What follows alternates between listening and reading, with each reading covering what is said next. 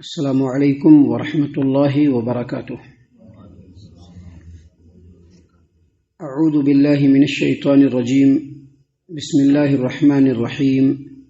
افامن الذین مکروا السیئات ان یخسف اللہ بهم الارض او یأتیہم العذاب من حیث لا یشعرون او یأخذہم فی تقلبہم فما هم بمعجزین او یأخذہم علی تخوف فإن ربکم لرؤوف الرحیم۔ محترم سامعین اکرام، سورۃ النحل سورہ نمبر 16 اور اسی سورت سے بھی آپ کے سامنے آیت نمبر 45، 46، 47 یعنی 45، 46، 47 یہ تین آیات آپ کے سامنے تلاوت کی گئی۔ سامعین اکرام، اللہ تبارک و تعالی نے فرمایا افامن الذین مکروا السیئات، بدترین داؤں پیچ چلنے والے، بری چالیں چلنے والے کیا اس بات سے بے خوف ہو گئے ہیں کہ اللہ تبارک و تعالیٰ ان کو زمین میں دھسا دے، یا ایسی جگہ سے ان پر اللہ تبارک و تعالیٰ عذاب لائے کہ اس جگہ کے بارے میں ان کو وہم و گمان بھی نہیں ہو۔ سامعین کرام، مکی صورتوں میں سے اور مکی آیتوں میں سے یہ آیتیں ہیں، اور یہ تمام باتیں اللہ تبارک و تعالیٰ کی مکہ میں نازل ہو رہی ہیں۔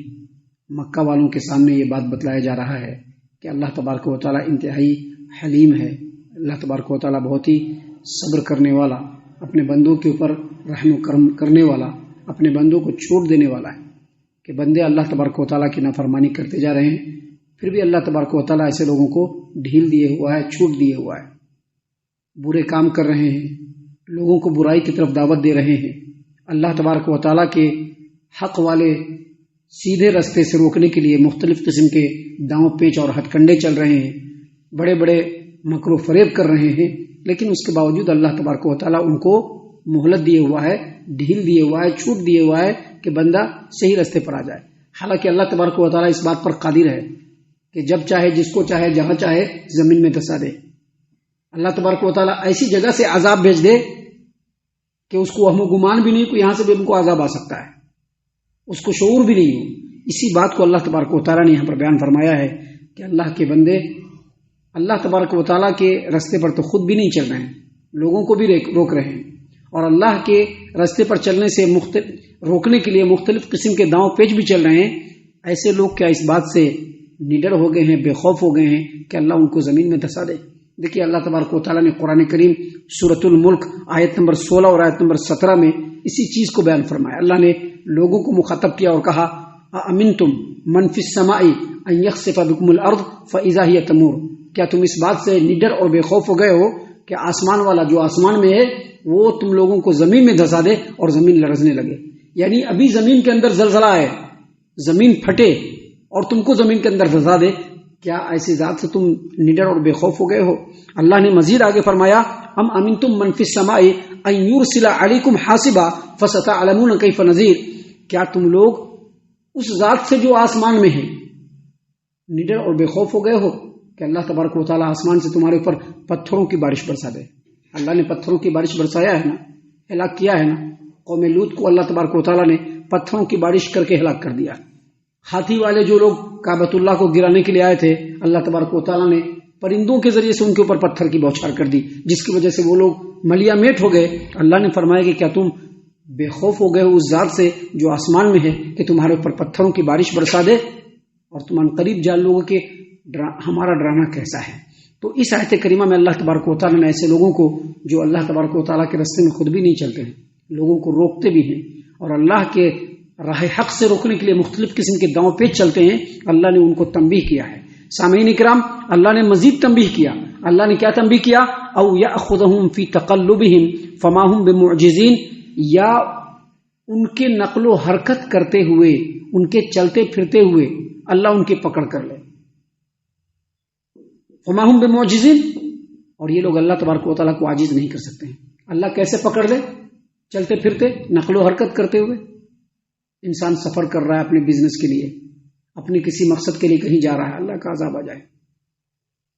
اپنے بزنس کو، کاروبار کو پروان چڑھانے کے لیے مختلف قسم کے پینترے کھیل رہا ہے، ہیلے بہانے کر رہا ہے، ہتھ کنڈے اختیار کر رہا ہے کہ ہمارا بزنس آگے چل پڑے، اس کے لیے مختلف قسم کے ہیلے بہانے کر رہا ہے، یہی کام کرتا رہے کہ اللہ کا عذاب آ جائے۔ رات کا وقت ہو، اپنے بستر میں آرام کرنے کے لیے وہ گیا ہوا ہو، اور اسی وقت اللہ کا عذاب آ جائے اور اللہ تبارک و تعالیٰ ان کو نصف و نابود کر دے۔ صبح کا وقت ہو اور اس وقت جو ہے انٹرٹینمنٹ میں لوگ لگے ہوئے ہو، ابھی ہے نا صبح کے وقت میں لوگ انٹرٹینمنٹ کرتے ہیں، دن چڑھے لوگ انٹرٹینمنٹ کرتے ہیں، ٹہلنے کے لیے جاتے ہیں، بیڈمنٹن کھیلتے ہیں، مختلف قسم کے کھیل کھیلتے ہیں۔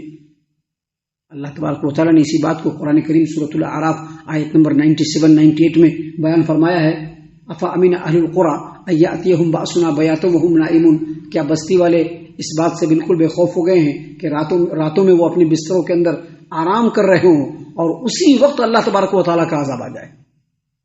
او امن اہل القری ان یاتیہم باسنا ضحی وہم یلعبون، کیا بستی والے اس بات سے بے خوف اور نڈر ہو گئے ہیں کہ وہ دن کے وقت، جب صبح کا وقت ہوتا ہے، دن چڑھے، جیسے ہی سورج طلوع ہو کر کے اوپر چڑھنے لگتا ہے اور اس وقت وہ لوگ کھیل کود میں مشغول ہوتے ہیں، اسی وقت اللہ کا عذاب آ جائے اور اللہ ان کو نصف و نابود کر دے، کیا وہ اس بات سے بے خوف ہو گئے ہیں؟ اللہ نے اسی بات کو یہاں پر کہا ہے، او یاخذہم فی تقلبہم، ان کے نقل و حرکت کرتے ہوئے اللہ ان کے اوپر عذاب بھیج دے۔ سفر کر رہا ہے، اللہ کا عذاب آ گیا، موج مستی میں مشغول ہے، اللہ کا عذاب آ گیا، رات میں بستر پر سو کر کے آرام کر رہا ہے، اللہ کا عذاب آ گیا، اپنے کاروبار میں مشغول ہے، اللہ کا عذاب ہو گیا، لوگوں کو بیوقوف بنا رہا ہے، ٹوپی پہنا رہا ہے، اللہ کا عذاب آ گیا، لوگوں کو اللہ کے راستے سے روک رہا ہے، اللہ کا عذاب آ گیا۔ اللہ نے فرمایا کہ ان کی نقل و حرکت کرتے ہوئے اللہ تبارک و تعالیٰ ان کو پکڑ لے، فما ہم بمعجزین، اور یہ لوگ اللہ تبارک و تعالیٰ کو عاجز نہیں کر سکتے۔ اللہ جب چاہے، جو چاہے، جس وقت چاہے کر سکتا ہے۔ ان تمام باتوں کے بتانے کا مقصد یہ ہے کہ اللہ تبارک و تعالیٰ سے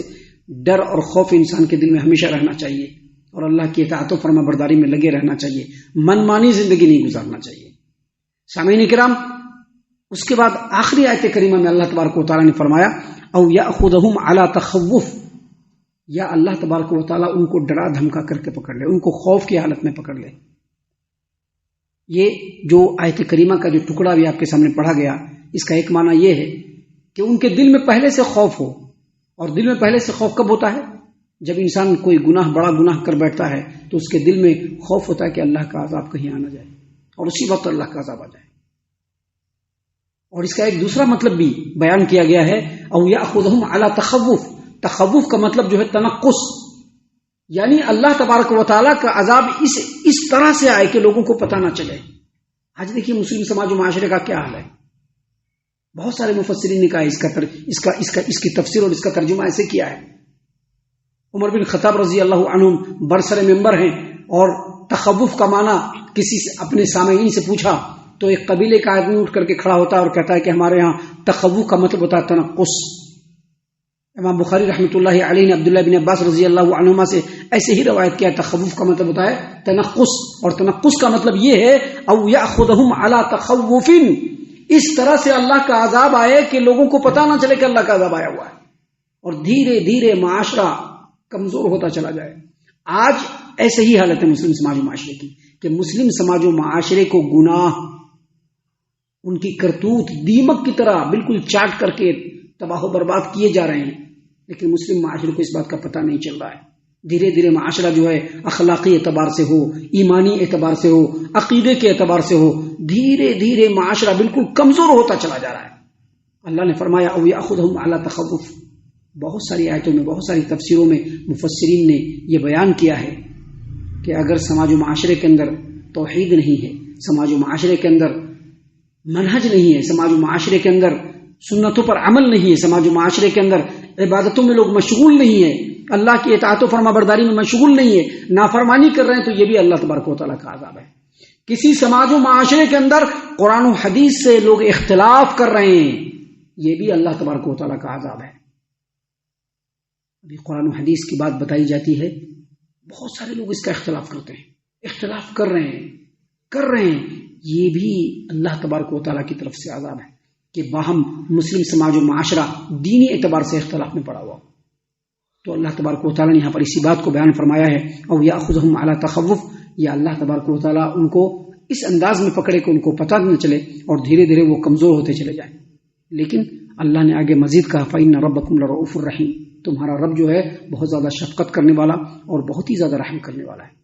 کہ سارے گناہوں کو دیکھنے کے باوجود اللہ تبارک و تعالیٰ صرف نظر کیے ہوا ہے، ساری کرتوتوں کو دیکھنے کے باوجود اللہ تبارک و تعالیٰ سر پہ نظر کیا ہوا ہے، ڈھیل دی ہوا ہے، لیکن یاد رکھیے یہ ڈھیل صرف اسی دنیا تک ہے۔ اللہ تبارک و تعالیٰ کے رسول صلی اللہ علیہ وسلم کی حدیث ہے، صحیح البخاری کتاب الادب حدیث نمبر 6099 نمبر کی حدیث ہے، نبی صلی اللہ علیہ وسلم نے فرمایا ما احد اصبر علی اذى يسمعه من اللہ تبارک و تعالی، اللہ تبارک و تعالیٰ سے زیادہ تکلیف دہ بات کو سن کر کے کوئی بھی صبر کرنے والا نہیں، کہ لوگ اس کے ساتھ شرک کرتے ہیں، اللہ تبارک و تعالیٰ کا بیٹا مقرر کرتے ہیں، اس کے باوجود اللہ تبارک و تعالیٰ ان کو رزق بھی دے رہا ہے اور عافیت بھی دے رہا ہے، اللہ کی نافرمانی بھی کر رہے ہیں، شرک میں بھی مبتلا ہے، ہر طرح کی برائی بھی انجام دے رہے ہیں، اس کے باوجود اللہ تبارک و تعالیٰ رزق بھی دے رہا ہے اور عافیت بھی دے رہا ہے۔ تو یہ اللہ تبارک و تعالیٰ کی رحمت ہے اور شفقت ہے جو اللہ کے بندوں کے اوپر ہے، لیکن یاد رکھیے یہ رحمت و شفقت صرف دنیا بھر کے لیے ہے۔ جب انسان آخرت میں پہنچے گا اور اللہ تبارک و تعالیٰ کے بتائے ہوئے طریقے کے مطابق زندگی گزار کر کے نہیں آئے گا تو یقیناً وہاں پر ان کے لیے بڑا گھاٹا کا مسئلہ ہو جائے گا۔ ہم اللہ سے دعا کرتے ہیں کہ اللہ تعالیٰ ہم تمام کو ان تمام باتوں کے اوپر خوب غور و فکر اور تدبر کرنے کے ساتھ ساتھ ان باتوں کے اوپر عمل کرنے کی بھی توفیق عطا فرمائے، آمین۔ اللہ تعالیٰ ہم تمام کو صحیح معنوں میں پکا سچا مومن مسلمان بنائے، اللہ اور اس کے رسول صلی اللہ علیہ وسلم کی اطاعت و فرما برداری کرنے والا بنائے، صحابہ کرام رضی اللہ عنہم کے طریقے پر چلنے والا بنائے۔ اللہ تبارک و تعالیٰ ہم تمام کو جنت الفردوس میں جگہ عطا فرمائے۔ اے اللہ ہم تمام کو جہنم سے پناہ دے، اے رب العالمین ہم تمام کو جہنم سے پناہ دے، اے مالک الملک ہم تمام کو جہنم سے پناہ دے، آمین یا رب العالمین۔ وما علینا الا البلاغ المبین۔ تبارك الذي نزل الفرقان على عبده ليكون للعالمين نذيرا